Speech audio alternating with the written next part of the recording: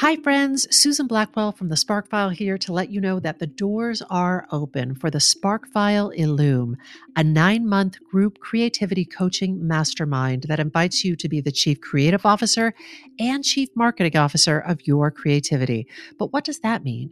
That means in 9 months in Illume, you will clarify and advance your big creative goals and learn how to effectively share your work with the world. Now, if you're listening to this and you're an experienced creative or an accomplished professional who seeks a space where it is safe to attempt something you've never tried before, or complete a big creative project, or take your work to the next level and acquire the skills needed to share your creative work with the world, Illume might be right for you.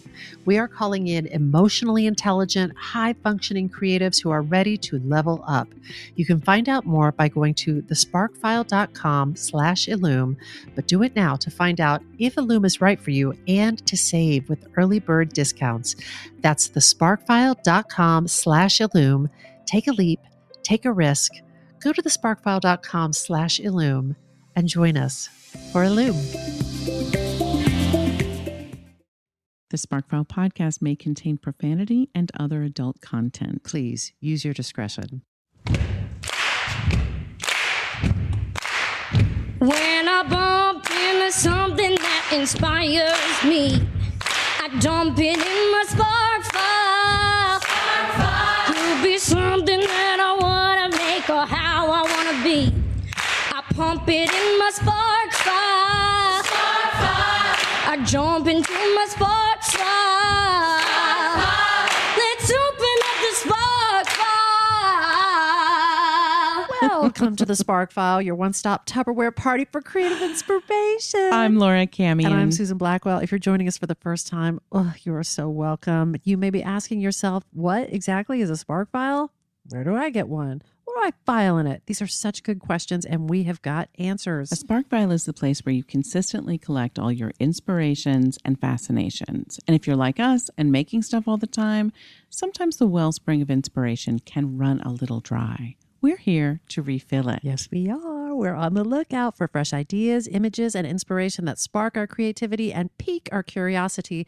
Things that inspire us to get up, rise up off of our asses and make things like this podcast. Or a beloved, fast-talking, gum-chewing, ginger-haired Alabama gal. Or a wildly entertaining Tupperware party presented by a beloved, fast-talking, gum-chewing, ginger-haired Alabama gal.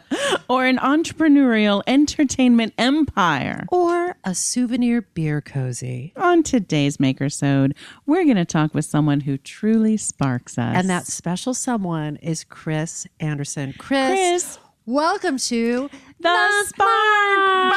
Thank you so much. Oh my God, I want you following me around every day, just making me feel better about myself. We're your hype men. As you enter every room.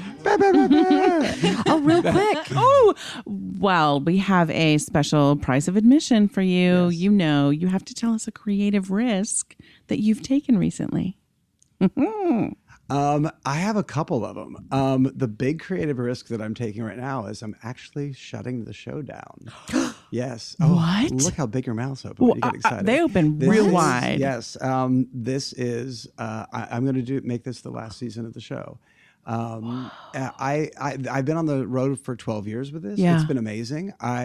Dixie will be with me Breaking forever. news. Breaking This news. is- And is. I am actually, you're the first people I've actually said this publicly to. We have had an amazing run. It's been incredible.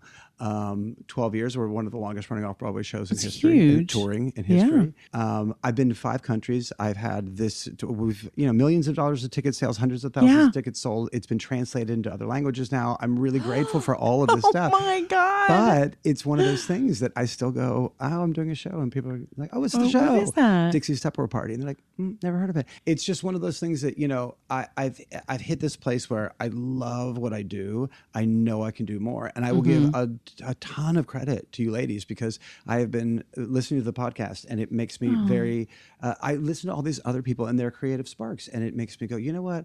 I want to create more. I know there's more out there. And I know that for me, there's been a bit of a crutch of having this thing that's been so successful and lasted so long that it's like, oh, the only way I'm going to shake that up is if I cut that off. You know, there's the famous saying, if you want to take the island, you have to burn the boats. So, which I love. It's like you can't give yourself that thing to go back to. That's right. You have to charge forward. And so for me, I thought, okay, I have to This do is this. exactly why I wanted you on the Spark File, Kris Andersson, because every time I talk to you, you rock my pants and blow my mind. You're so inspiring. This, Camion, would you agree this is one of, not that it's a contest, but this is one of the best prices of admission. This is how do you pluralize that? I do not know. We have ever had. Ever. You are. Ever. You truly knocked our socks off. Like, I'm stuttering. What? Like, that was the last thing that either one of us would have expected to I have hear. some other things that I'm doing too. But you said there were others. And that's why I sort of thought that would be a good thing to lead with, because that's huge. You know, a creative risk is one thing, but this is like an all or nothing. This is like I depend on the money that I make from the tour. I have people that are dependent on me for the money they make for the tour. Yeah. You know, my other people that are my employees with this, and I'm I feel very responsible for them. I don't want them to go without. So I have to figure out a way to charge forward and make it something that will help all those people that are stuck with me in my creative life as well. This is amazing. And I could double click on 12 things that you've just said that I want to explore more fully. But before we get ahead of ourselves, number one, you are admitted into the Spark File. You can stay. Thank you. You may, So glad. you may hang stay. out for a while. But for people who don't know you, this is a two-parter. The first is, how do you identify creatively? Chanteuse, demi-monde. Demi Moore? No, not demi, but I do it. But no, demi-monde. Yeah, demi-monde is like a 19th century French woman with low morals and. I know. I knew when I met you. The moment I met you, I knew. I fully thought you were going to say Demi Moore, though. Demi Moore, I think, is even better because she's now a 21st century woman with low morals. No, I love Demi Moore. I had always been an actor. And that's what I went to school for. And then I started writing, and then I became a writer and an actor. And then I produced this show. I'm the lead producer on the show, so I'm a producer and a writer and an actor. And and I keep I never wanted to be a hyphenate. Like, I'm the only person I think in this business that will say I do not want to be a director. Like, I don't want to direct. Like, I'm the only person who will say that. I really don't want to direct. But I enjoyed I enjoy producing a lot. But I enjoy the writing and the creativity of being an actor and being so on you're stage. you're a multi-passionate creative. My words, not yours. This is the second part of the two-parter. What are you most well known for?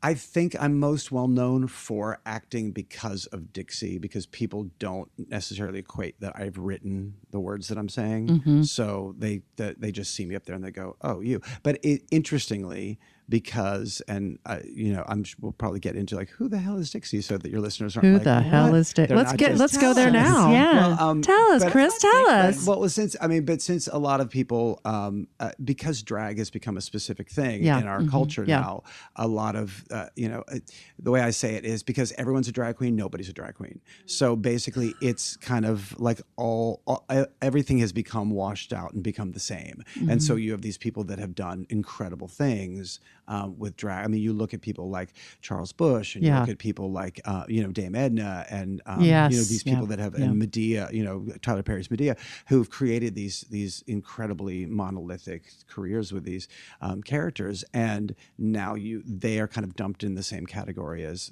the girl, or I'm 13 and I put on makeup on YouTube, and now I'm the shit, and you're like, oh. Okay, well, but a little bit more than that. So it is become. But it's sort of like I'm an actor. I'm an actor. It's a little bit like I'm an actor. Yeah. John Gielgud could say I'm an actor, right. And then somebody who starred in the local community theater production of Charlotte's Web can say I'm an actor. So it's a little. The only difference with it is that the things that I've done have been sort of going, oh, well, you should be on Drag Race. That's what I get all the time. Well, I don't do that. And I It's have so great respect interesting. for the gals that do right. it. But for me, it's like, okay, well, what I do is I stand on stage and I deliver a 95-minute monologue every night. Yeah. that That's is way a different. story about Yeah. women's empowerment. And it's all right. told through the allegory of a Tupperware party. That's not something that I don't lip sync. I don't God play damn it. clubs. This don't is do why I those wanted things. you on this podcast. So for me, it's a different kind of thing. Again, no disrespect. I think what they do is unbelievable, and Yeah. I support it. And I love it, and I cheer it on. And I know a lot of those people from Drag Race now because of my accidental, we're all in the same orbit. The intersection. You yeah. know, Yeah. so it's we've just a lot of us have overlapped. Yeah. But because of that, also I know people that are like the higher ups in the drag world that I've been fortunate enough to see their work and watch them and get to know them and been like, you've blown me away. And so, but I look at myself and I go, I'm an actor. I happen to have caught fire with a character that is a woman that I play, and. I was doing that long before Drag Race. I was doing that long before the internet. I've been doing Dixie for 18 years now. So Dixie Longate is she's a fast talking redheaded chewing gum chewing Tupperware. I started selling Tupperware. I was an actor living in LA, and like everybody's career, ebbs and flows. You work a lot, you don't work a lot. You work a lot, you don't work a lot. I ended up. I had finished working on something and I didn't have anything lined up. And a friend of mine had gotten me involved in this big drag fundraiser. It's a big AIDS fundraiser in LA. They do every year. And I had done it's the first time I had ever done drag, and it was hysterical because this, like, you go in you're at the top of the game with this thing because, like, hey, you go on stage. They didn't want drag queens; they wanted actors because it's 2,400 people in the audience and you're on stage alone and you've got to do swimsuit, evening gown, interview, and talent. That's the game. And so it's done like a mock beauty pageant. Yeah. And so they wanted creative people who were going to come and just really rock it out of the park. So, and you also had costuming skills. well, and that's where this came in really handy because I used to costume, and I was a professional tailor for years as a sort of side thing. I ended up, doing a lot of film and TV as a tailor and working in film and TV costumes. But I was working at NBC in the wardrobe department at the time. And so all of this kind of came to a perfect point where they said, hey, we'd love you to do this thing.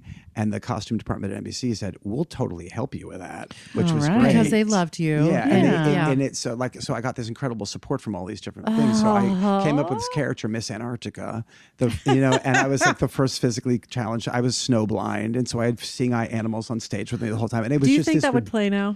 I think it would because it's so preposterous that right. it's not offensive. It's just hilariously stupid. And that's what, and her name was Iva Chesscold.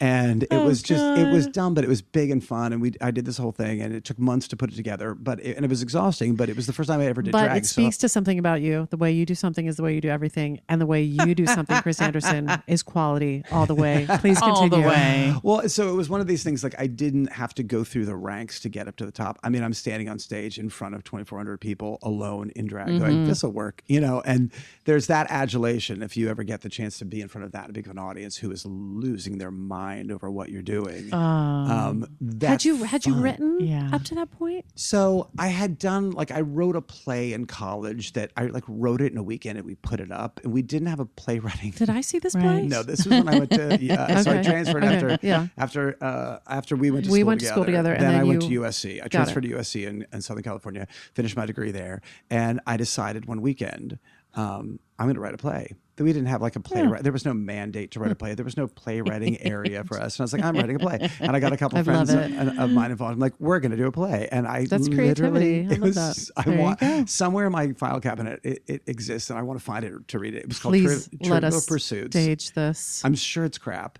I literally wrote it in a weekend, and how it went on the page is how it went up on stage. There was not an edit.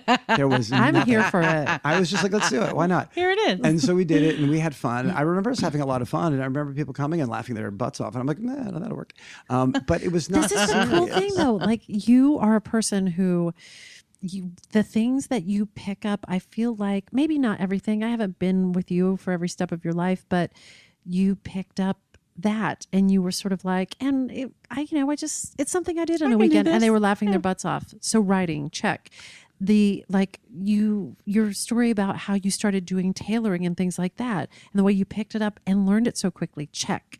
the way that all of those things have coalesced into your work now, I feel like people, I will speak just for myself, I have dreamt of that sort of coalescence that you have lived so beautifully. Oh, that's so kind. Oh. You know, it's so cool that you figured it out. Well, but and that's that's a perception from your side, meaning that I live in my own body and I have plenty of failures and I've had plenty of things that didn't go the way I thought. And I just did that on a whim. So much of my life has accidentally happened. I look back and I go, I couldn't do that again. If I went back and tried to look backwards and say, reverse engineer. Now that I've had the success, could I do that? And I'm like, I don't know how I did that. I don't remember. There are literally whole things that I will write and I'll go back and go, that's hilarious. When did I write that? Yes. How did I write that? Yeah. And I don't even remember the spark I had. I just sat down and wrote this thing and it came out and I'm like, okay, that's that. Maybe it'll go on stage someday. Maybe it won't. But that made me happy that came up. Can we just to step back for 1 second? I know you guys have known each other for a long, long time. Do you all feel like you're attending the college reunion of the school you didn't go to? That's right. Everybody. I'm new. Susan brought me along for the reunion. So I'm new to this party. So I wanted to just ask, what is your creative origin story? Well, so what happened with this whole the drag thing, so I can get into Dixie, and then I'll go back to the beginnings to make the listener not go, what is the hell? This guy's crazy. What is going on? So a friend of mine who had done this drag fundraiser for me with me, we went to a Tupperware party after that, and then the woman was a great Tupperware lady. She was very funny. She was very pushy, and she said, "You should do it. You should do it. You should do it." And the guy that I did that happened to be friends with from this fundraiser said, "You should do it in drag. That would be hilarious." And I'm like, "You should do it in drag." That was the spark. Yeah, we literally dared each other to do it in drag. And I was like, okay. And I tried it. And then it started going well. And then I had done a couple Tupperware parties. And this lady that hosted a Tupperware party said, hey, do you mind if somebody from the paper comes and does a little story on this? This is adorable. And I know somebody that writes for the paper. And this was the Orange County Register in Southern California. And I said, okay. And so I came in and we did the thing. And unbeknownst to me, and this is just complete luck, the Orange County Register did not have an entertainment section until the day my issue came out. So there were 4 pictures. What? 2 full color on the front, a full article about me, all this stuff. And then you had started doing it fairly recently? So I had just started doing it. So Dixie was in no way as developed as she has become. But I was like, around the edges. Hey, hookers, how you doing? Yeah, the wig was bad. Wait, and was the your clothes friend who didn't do it in drag, was he like, hey, you guys? No, he actually does it in drag. He started doing it in drag too. Yeah, but I had really just taken the reins and just done it. And he's like, I might do it someday. And so I had taken the reins and just gone. And he's become very successful in his own right with it, which is amazing. But so I love that the spark was a dare. It was double dared each other. Double dare. And you both ran with it. And we just ran with it. We're like, what's the worst could happen? So I did it. And then the Orange County Register article came out. They called me and they said, we'd like to do a little interview. So I'm like, okay. Did a little interview.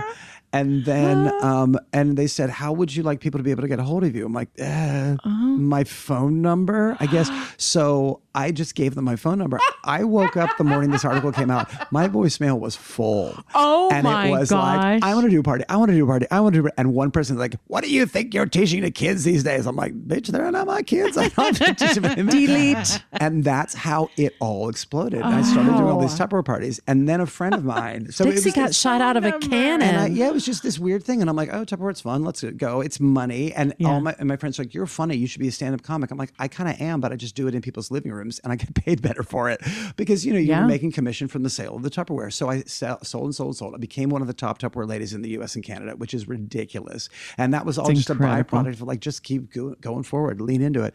And then a friend of mine, a director here named Tom Caruso, I was talking to him one day on the phone and he's like, what are you doing? I said, we were just catching up. And I said, oh, I'm doing this Tupperware thing. And he's like, tell me. And so I told him about it. He goes, this is a show. You got to write this into a show.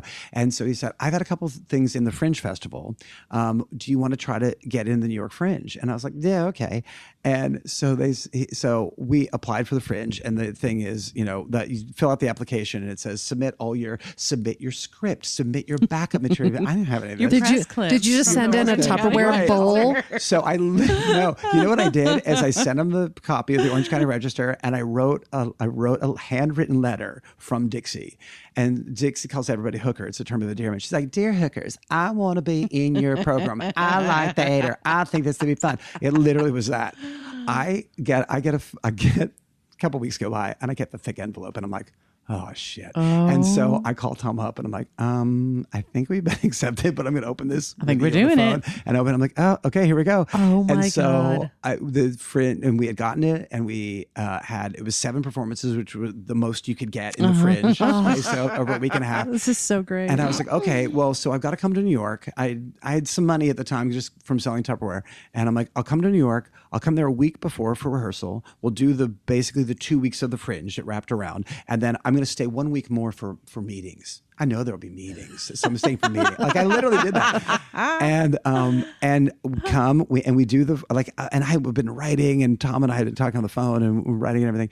And then I came there and I'm like, we went into the rehearsal studio, did the first rehearsal and we finished and he just looked at me and goes, there's no show here. It was literally like there were a lot of funny jokes, but there was no show. Oh boy. And we were like petrified. We opened in a week. Like oh my gosh. That's it. And so but what about my imaginary meetings? But I know. Meetings. I'm like, yes, I have a week here for meetings.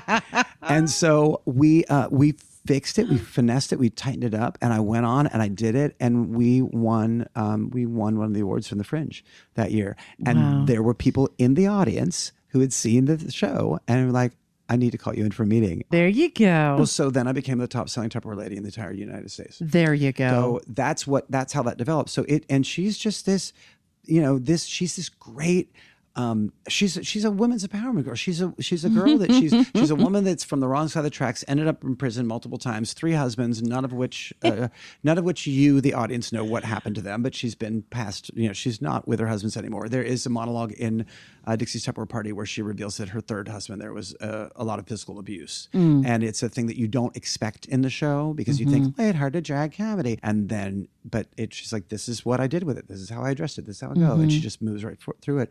And she's got 3 kids, none of whom she really kind of cares about. And they're all through 3 different people, none of whom are her husbands, by the way. And so she's got this really great story. And then then Dixie, her parole officer was the one who suggested Tupperware.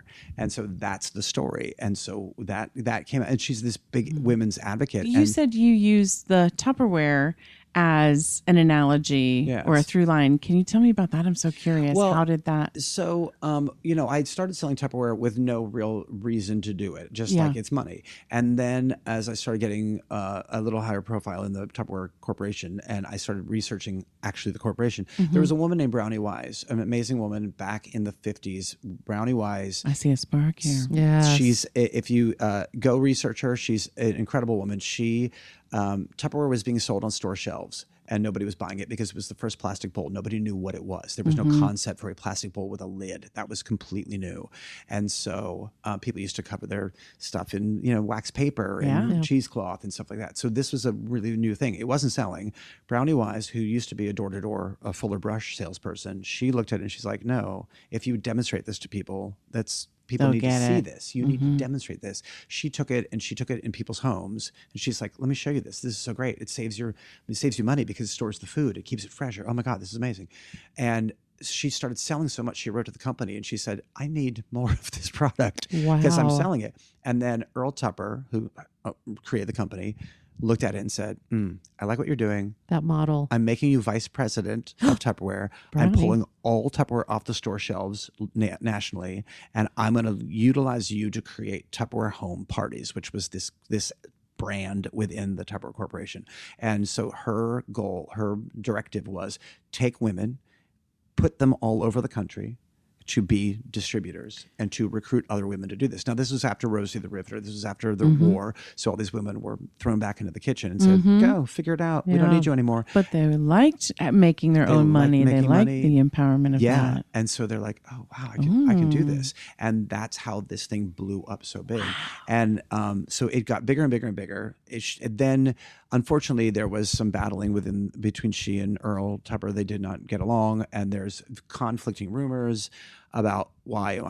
And unfortunately, she was kind of extricated from the company back in the day. And it was sad because she never lived long enough. She died in the 80s, but she never lived long enough to see how much she has created. I thought you were going to say she never lived long enough to see Dixie's Tupperware she didn't party. do that because this is a total love letter to her. Yes, that's what that's right. And I celebrate her in the show, and I talked about. But she didn't live long enough to see the real impact she made because. Every other direct selling company in the world has patterned it off of the original Tupperware. I was going to say like Mary Kay and those others. All those people started with the Tupperware brand. Wow. And somebody did a deep dive 2 years ago, and they went down and tracked it all back. And she is the more people have made more money and had more jobs because of her than changing this business model else in the world. She's the single biggest job creator on the planet ever. More than her name again. Brownie Wise, and you can look her up. And there's a ton of. She was the first woman ever to be featured on the cover of Business Week magazine. Business Week came down to do this story on this emerging plastics company in Florida. They went down and they were so struck by her and taken by her that they ended up talking to her most of the time. And they did this whole expose on her, and she was the first woman on the cover of Business Week. Here's the thing that's so extraordinary. Just to retrace our steps, you have this spark of the double dare between you and your friend. And then you have this additional spark of the inspiration of this woman, this really interesting, pioneering businesswoman. And the way that plus you have all of this, like this basket of skills, your ability to sew things and make things and write things and produce things. And the way that you have like braided all of this together and set it on fire. Timing wise, it sounds to me, if I'm doing the math correctly, like your idea to keep it about female empowerment, and it seems like on the front end of a curve because we weren't where we are now when you started. And listen. Half this country is women. These women are amazing. Women have been in the arts. I've been trained by women. Men as well. But the reality of there's a lot of women who do not get the same opportunities that men do. And I never went into it this way, but this has kind of been a byproduct of it. That I've said, look, I get to appear every night as a voice to say, hey, you're better than you give yourself credit for. Go out there and stand up on your own 2 feet. Do something. Don't take no for an answer. Because if men can do that, you can do that. You just have to get yourself in that headspace to do it. And I'm doing it, and I'm wearing a friggin' dress. So I'm, putting the obstacles in front of me at all the way along as I'm doing it. And so that's the whole thing about what I do is it's a celebration. And now as I've done more work with Dixie and I've created a second show and then a third show and all this other stuff, it's all now come from that voice of celebrating women and celebratory in general. And now, like when we started, the show had mostly females coming to our audience was female. It was a theatrical audience. Now it is like split. It's 50-50. It's men and women. It's husbands and wives, boyfriends and girlfriends come and see the show because it's fucking funny. They heard the broad's funny.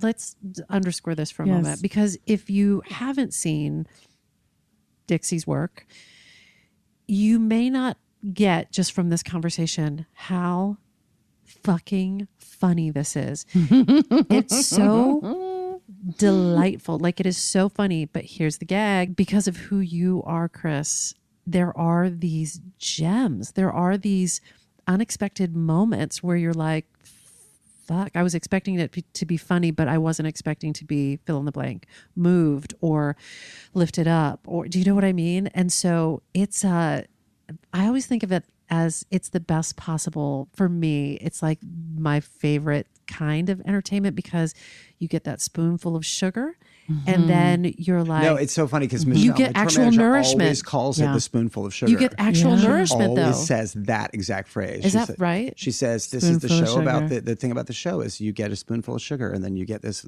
It's You this don't nourishing realize meal. you're thing actually you going to don't- get a meal. Yeah. That is it. It's so I just funny. want to. I want to jump in and I want to piggyback on your origin story because I'd like to tell everyone listening who is still listening. I'd like to just share with the audience how Dixie came into my life.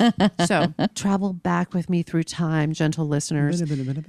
I am invited to go to see a show called Dixie's Tupperware Party, and I'm like, I'm game. I'll bite. So we go, a little pack of us go to see Dixie's Tupperware Party, and you walk into the theater, and the theater isn't set up with typical theater seating. There are tables, and it's more like a party. It's like a cocktail party or something. And here is Dixie Longate working the room, not tucked back behind the curtain until showtime, working the room, greeting people, seating people, hosting with the mosting, like just being great. And this formidable figure, Dixie Longate, comes over before the show starts, comes over to the table, gets real close, looks me right in the eye and says, well, you're from Dayton, Ohio, aren't you? And I shit. Like I could, I was like, who is in there? Who is that? I could not figure out who the heck was in there. And I'm watching the show and I am delighted with the show. Like I am captivated. I am laughing. Your improv skills are ridiculous. Like I was just like, I don't know who this magical unicorn is. Who is this? But slowly over the course of the show, it dawned on me who was inside Dixie. Aww. Inside of Dixie is a person that I knew from school. I attended Wright State University in Dayton, Ohio. And there was a student who was 1 year younger than me and who was quiet, thoughtful, sweet, kind. Aww. Thanks, Mom. And it was almost like I was experiencing, watching that show that night was like, there were so many layers because I'm having this amazing time. I'm laughing my ass off. I'm feeling my feelings. I'm marveling at the performative skills and the improv and all of it. And simultaneously, parallel to all of that, I was just like, who is in there? And like a Polaroid developing, I was like, that is Kris Andersson. It was a moment of like, it was like cognitive dissonance, like a gong being banged and then gong, gong, gong, gong, and slowly, and it just stilled. And I was like, motherfuck, it's Kris Andersson. Kris. I remember watching you because you were like in the third or fourth row. Yeah, I was right there. And then I remember like your face cracked when you were trying to figure out who it was when I said, you're from Dayton, aren't you?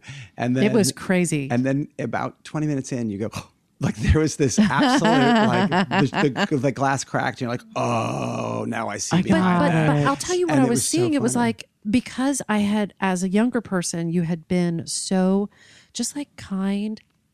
I remember you as being, I'm going to say like soft spoken. Like I just remembered this like gentle person and this character.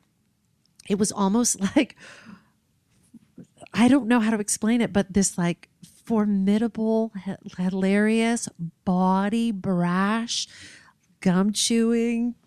Like it was just crazy to see that you had birthed this character. And It's like I was Sasha just like, Fierce.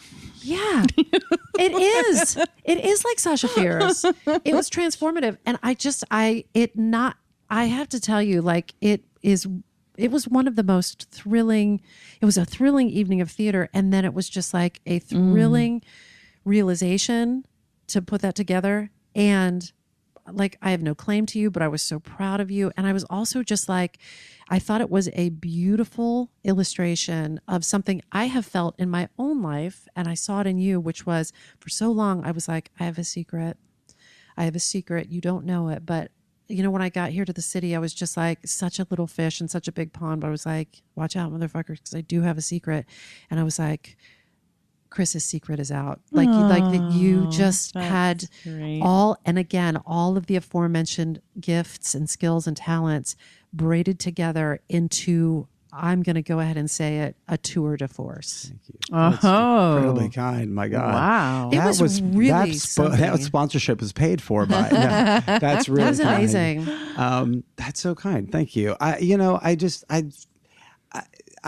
love that you see me that way. I mean, that's very kind. I mean, if I may, you may. one of the things that I found so profound about that, it really was a profound experience. I don't know what it was like for you, but for me to see you, it was profound. And I think one of the things that made it so is that when I knew you, when we were in college together, I don't think you had the easiest time of it. I don't think that you felt celebrated or felt like you were fully standing in your power. So to see you celebrated and fully standing in your power in a vehicle completely of your own making, that I was like, that is incroyable, as the French would say, that you were like, I will forge my own path. That was and continues to be to this day so inspiring to me. Thank you so much. It's I sort of just go. I don't know how else to do. Like, I've had plenty of horrible setbacks that are been like, oh, this is total failure. And then you go, okay, well, but go. Because the alternative to me of just simmering in it is not valuable. So I've sort of always have been that, like, okay, I'll get through this. It's not the worst. Yeah. I'm going to jump for a second, Susan, just because you brought that up. Like, as you know, we're obsessed with this topic of failure or perceived failure in our own minds. Can you talk about specifically one of the things that you think was the biggest failure? And this, you don't know the story, Susan. Like, so we went to Wright State together. That's how we started out. And so at the end, so the first 2 years are a BFA program if you're in the acting school, and it's a BFA program, but it's a pretty good conservatory, more or less. And then you have a couple of general education classes, and then you have to audition to get into the third and fourth year. And it's called the Professional Actor Training Program. And it's a big deal. And you go and they give you, I can't remember, I think it's like 7 or 9 minutes on stage. And they're like, you do anything. And people freak out about this. I mean, it's months and months in the stress and figuring out what am I going to do? How do I best showcase my talents? I have to do a monologue, and then I'm going to do a dance number, and then I'm going to sing, and then I'm going to twirl a baton, and then it's everything. How much fire can I shoot out of my ass? And so and then it all culminates in this audition, and then all the upperclassmen sit in the balcony and watch. You're not allowed to make any noise, but you can see them like cheering and like fake screaming, and then the 5 adjudicators, the teachers, are all sitting in the audience on the ground and looking at you, and you just go.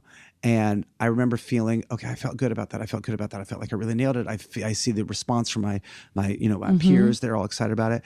And then, like a day later, there's a call board by the theater and a big cork board, and they put everybody's envelopes. And if the envelope is thick, you got in. If the envelope is a single page, this recurring thing in my life of the envelope. Yeah. So everybody goes, and it's this really weird, somber moment because all the people that got in are excited, but they feel badly showing excitement because they know the people who they're didn't get standing in. next to it's awkward. the people that you've been with for 2 years and committed so much time to, and it was so ugly for me because it wasn't there, and it wasn't there. There was no envelope. My envelope was not on the call board. Just no envelope at all. No envelope at all. Right. Not and thick, I was like, not thin, oh just my not God. there. Yeah, and I freaked out. I stressed. I didn't know what was happening.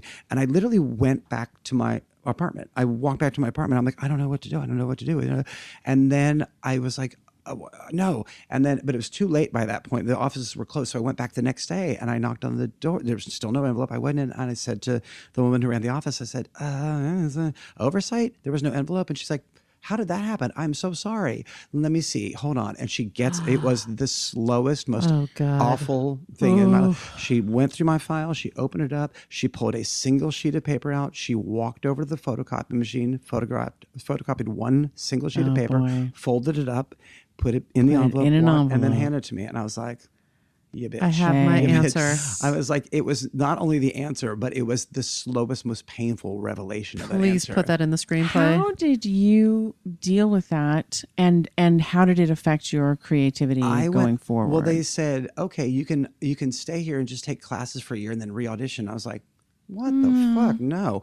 And I went home and I said to my parents, I'm going to LA. And it was just a not thought out thing. Boom. That's the go, though, Just that you're that's the talking go. about. I just That's said, right. I'm doing it. And they're Unstoppable. like, well, they're like, well, are you going to go to school? I'm like, yeah, I'll go to school. UCLA's got a good program. USC has a good program. USC had a BFA. UCLA only had a BA. I'm like, I'm going to go to LA and do one of those schools. Well, they had passed their deadlines long ago because, it was we got out of school in June at Wright State. And so I sent some letters and I said I want an audition and made up some excuse as to why I was being so late getting the audition. I was able to get an audition, went in, and the audition was terrible. I did a monologue from the Hairy Ape only because I had seen the Hairy Ape before. And like I had no connection to it. I was like, I'm completely wrong for anything in that show. And I'm like, going through the whole thing. I saw a play one time. It literally was like, I saw this play. I must be good at it. And so I did it. It was terrible. And then I switched a monologue. I was going to do one monologue from Shakespeare. Then I switched it to another one. And I was rehearsing it in the hotel room. Didn't have it right. God. Didn't realize that the guy I was auditioning for was the Shakespeare teacher. So he knows everything about it. So I went in and I did it terribly. But I did this one little 3-sentence monologue from, I think it's from a show called Runaways. And he was like, after I had been blowing the whole audition, I did this. And he's like, And they had told me, you're not going to get into this class anyway because audition's already over. Every letter's gone out. There's no way. Yeah. And then I traveled to LA with my mom. And then I said, okay, thanks, bye. And we walked out. And as I was walking out, the woman from the administration office came running out. And she's going, you're in. And I was like, what? And so then I was going to LA. Something. I guess. They and it saw was something. just that thing. So it's like, I just keep going and saying, what's the worst they can say? No. And I mean, I've written shows that I've performed and they've just bombed. I'm like, okay. It hurts for a minute. Yeah. And you're like, oh, this sucks. This was so much work. And I really thought I was connecting with people and they didn't care. Okay. And I mean, sometimes, you're staying on stage and like, you all hate me right now. This is so hard. like But we got 60 minutes to go. I feel like you have so many superpowers, but one of them that's striking me right now is resilience. Because what you're describing, any one of the stories that you're describing could knock somebody right off their pins. Yeah. But you are one of those things that you can take a punch and then you just bounce back up. Yeah. Yeah, it's just, I think it's just me. I mean, there's no training involved in that. There's not, I mean, I do stuff mentally to prepare myself for things. Sure. And I love to create. And I think that's what wins out. I want to create. And so if I don't get to, I feel suffocated. I have to do this. This is part of who I am. And I'll create as much as I can, as long as I can. And then, you look at sort of the state of entertainment. On the one side, so much crap is getting made. But on the other side, there's so many brilliant people making really incredible work. Yeah. And those are the people that I look at and I go, God, that's awesome. I want to do that. I want to work with you. I want to be with you. I want to hear your creative On that topic, thing. Is there a creative thing you know you need to do before you're done? Well, I've worked for so many years on my own. I'm desperate to work with other people. Interesting. I'm used to it. I love it. I love creating my own stuff, but I'm not good at a lot of things. And I know there are people that are good at a lot of things, and I want to work with them. For other people who may be on their own path or realizing okay, I'm gonna do this myself. I need to do it myself. Do you have any words of wisdom for them? I think you've got to break your day up into pieces where you're giving yourself some sort of energy every day and some sort of something to propel. It's very easy, especially in sort of the current political climate where everybody's at odds with everybody. There's so much negativity just kind of out there in the world. You need to sit in a place of joy, and that can be meditation. I don't meditate, but I daydream. I call it daydreaming. For me, it doesn't work to go into a space where I'm saying but what it does work is for me to go, wow. Like a daydream, like a kid. Yeah. When you're a kid and you just... Camian is just blowing my mind because she was saying that is the secret to great creativity. Yeah, because when I'm Research writing something, proven. Research proven. When you create something, like I'm writing 2 shows right now, and so when I'm sitting down and writing, I don't just sit there and go, oh, let me write now. I will go, I mean, if something sparks me, I'll sit and write based on what just connected with me. But a lot of times I'll sit down and I'll go, oh, like I'm writing this show right now that I have to do in 2 weeks called Happy Hour. So it's a Dixie show. It's a 1-hour show.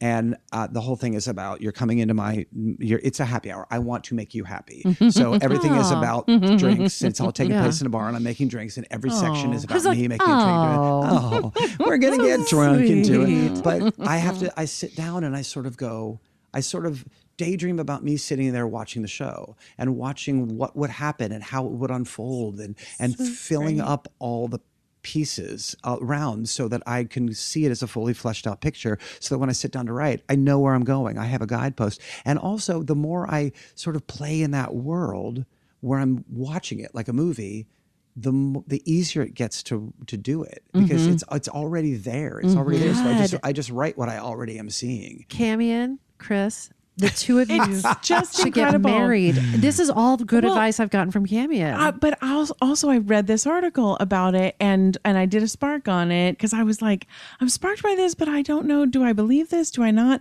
And by the time I had investigated and dug deeper into it, I'm like, I think I do. And you were validating it like 1,000%. And also, I remember decades ago, Camion, when I was like, I don't know how to write dialogue. Like I can write monologue for days, but dialogue. And Camion said, here's what I do. I pretend like I'm on the other side of not a two-way mirror, one-way mirror, where I'm watching the characters, like what you're describing. I'm watching them, and then I just listen to what they say, and I write it down. And I was like, in your imagination? And she was like, yes.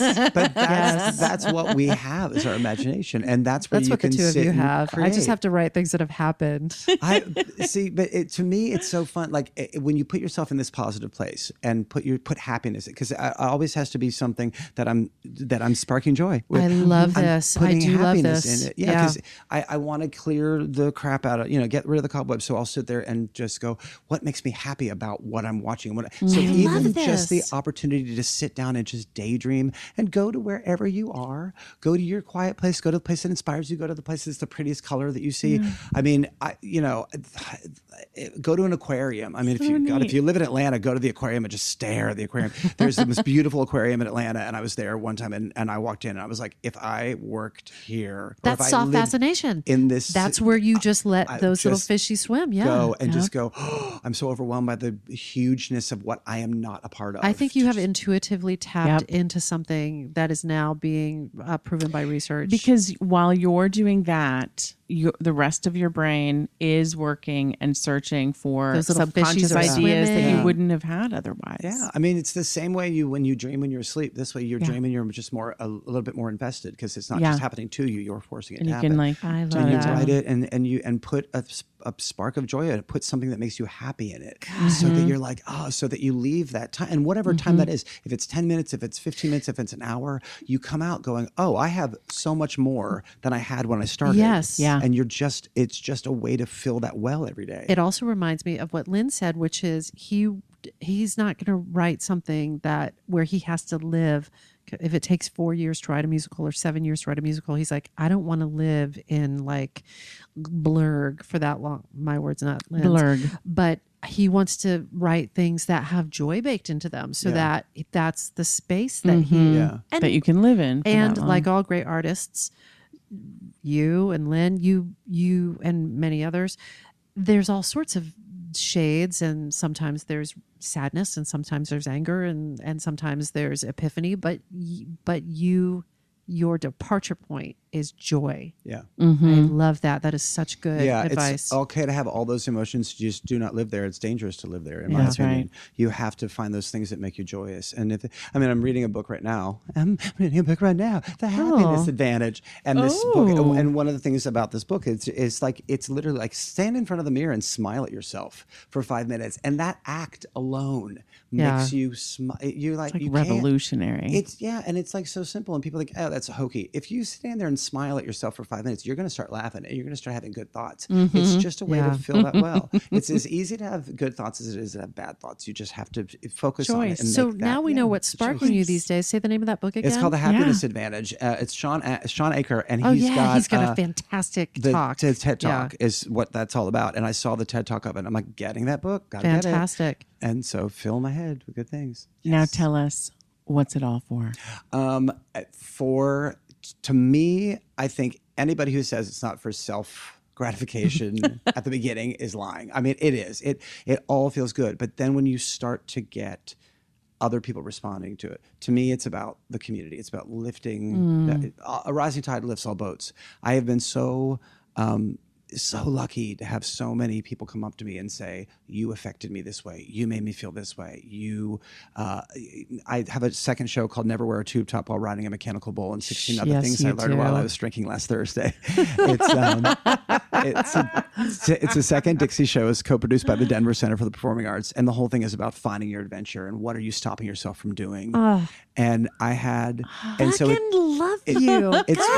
It's so I get people up on stage every night and I say, what's your adventure? And then like, what's the craziest thing you've ever done? And what it does in that moment is it doesn't make people just on stage think about their adventure. It makes everybody in the audience go, if she called me, what would I say? That's right. And so that's the thing. That's right. And I love at the end of the show, because I'll go out in the audience and then they'll come up. If you picked up me, I would have said this. I'm like, yes, that's what I want you to think. Activate. And you spark them. And there was like a couple that came up to me and said, we literally were going to file for divorce.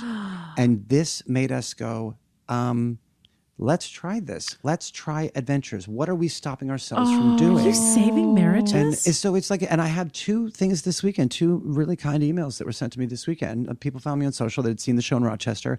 One of them was a victim of spousal abuse.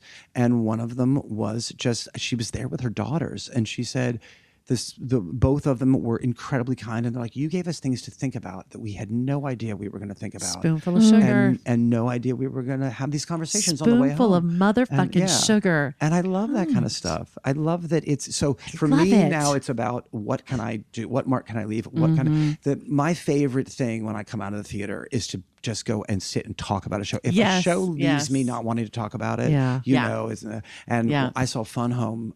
I've seen it 4 times now, and I saw it on Broadway, and I saw it in previews. I love that show so much. And I saw it in previews, and it is the only time that this experience has ever happened to me. I saw it with a couple of friends of mine. I knew I was going to see it because my tour manager, Michelle, was like, I've got to see the show. I know what the source material is. Just to be clear, he said tour manager, not tormentor. Go ahead. My tormentor. She said, I got to see the show. I know the source material. I really want to see it. I was in New York just on a whim a couple of weeks before her, and a friend of mine said, hey, do you want to see Fun Home? I'm like, no, I'm going to wait for Michelle. And then I said, you know what? I'm here. Look, if it's bad, I'll tell Michelle we can skip it. If it's good, I'll come back. You know, I love theater. I'll see it any chance I get.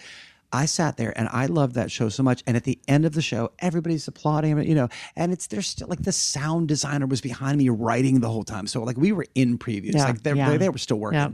And I stood up at the end of the show and I collapsed and literally it felt like somebody punched me, and I sobbed for a good 2 minutes. Yeah. And my friends who were savvy enough to get it are like, oh, okay. All right, we're going to sit down. Yeah. And it just, I didn't have the breath to form a word. It was such an emotional experience for me. And we went out and we talked about and talked about it. And I'm like, if I can do that, if I can make people go, and then this was said on stage, and then this person did that. Like if I can make people talk through my words or my performance to do that, to make some sort of a change to inspire people, that's the best thing. You're inspiring adventure. You're saving marriages. Sparks on sparks on sparks. That's what you are. That's the hope, because you know everybody is valuable. Everybody has something to say. Everybody has a story to tell, and I want people to give themselves permission to, and that's one of the lines in Tube Top. I have a book through the whole thing that I'm writing down things about when I was drinking, and then I say, if you know, and I go through this whole piece of the show where I'm giving different people's name tags, and I'm like, you're not who you are. You were this person. You are this action. You are this. This is who you are now defined to be. Wow. And so it's This is thing. deep. It's really cool. But it's all told in Dixie's But it's sort of also folksy Dixie. thing. And then Yeah. I go Full up circle. and I say, like, life is a collection of stories. Some are good, and sadly, some of them are bad. And if you have a couple of them, if you have a few of them, your life's a little bitty pamphlet. If you have a bunch of them, your life is a big, thick book. And I say, and I have the book, and I'm like, if this was the story of your life, would anyone want to read it? And then I say, would you want to read it? And there is this, and most of the time there's silence. Sometimes you hear no, and that just makes my heart sad. But every once in a while I go, yes. You'll hear somebody go, hell yes. I'm like, yeah. And I There pointed you at that person. I go. was like, that's what I That's want the to hear. feeling we're going for. That's what I want to hear. I want you to write your own story and go, God, this is a story So that people good. should want to read. So And good. this is why we wanted you on this podcast. That's right. You're so kind. We're 100% with you on that. So kind. I love what you do because you're doing the same thing. You're sparking people to create, and not just in the theater and not just in entertainment, but in all these different ways. In anything that you find creative, do it. Pick it up. Do it. Do it. I knit. I cross stitch. When we were talking in December last year, I started cross stitching this thing for a friend of mine. It says a fart is a wish your butt makes. I did it as a sampler pillow because that's his sense of humor. And Call your mother. yeah, Call and so your mother. it's just That is that kind of stuff. I'm like, that's fun. I And like on it. that note, We are all about take it and make it. fart is a wish Your butt makes. That's our outro music. Kris, thank you so much. I appreciate you. Kris We love Anderson. Giving me the opportunity. That's it. We hope that this put another bunch of sparks in your file. Listen, if there's a spark you'd like us to explore, or if you've taken a spark, if you fanned it into a little creative flame and you'd like to share that, won't you email us at thesparkfile@gmail.com or submit it through our website? That's right, hookers. We've got a website, thesparkfile.com. We will even take your feedback, but you know the price of admission. First, you have to share a creative risk that you have taken recently. And be sure to subscribe to this podcast wherever you get your podcast. Subscribe, rate, 5-star review it. If you like this podcast, share it with people you love. If you didn't like it, Dixie, what do we want to say to those folks who didn't like it? I will push you off a bridge faster than you can lick up on my leg like a dog going for peanut butter. Just stop it, go. Just saying.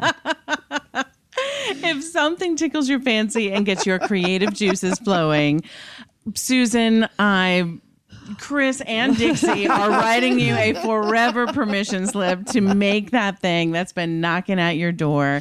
It is your turn to take a spark and fan it into a flame. You got to declare it. You got to share it. You got to tease your wig and tube your top and full on Tupperware it. You got to take it and make it. Bye. Oh my God. When I bump into something that inspires me, I dump it in my spark file. Could be something that I wanna make or how I wanna be.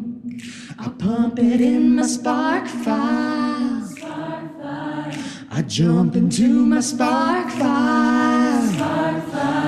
Let's open up the spark file. Hi, friends. Susan Blackwell from the Spark File here to let you know that the doors are open for the Spark File Illume, a 9-month group creativity coaching mastermind that invites you to be the Chief Creative Officer and Chief Marketing Officer of your creativity. But what does that mean? That means in 9 months in Illume, you will clarify and advance your big creative goals and learn how to effectively share your work with the world. Now, if you're listening to this and you're an experienced creative or an accomplished professional who seeks a space where it is safe to attempt something you've never tried before, or complete a big creative project, or take your work to the next level and acquire the skills needed to share your creative work with the world, Illume might be right for you. We are calling in emotionally intelligent, high-functioning creatives who are ready to level up.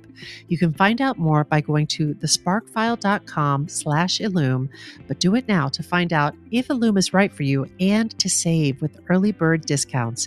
That's thesparkfile.com/Illume. Take a leap, take a risk. Go to thesparkfile.com/Illume and join us for Illume.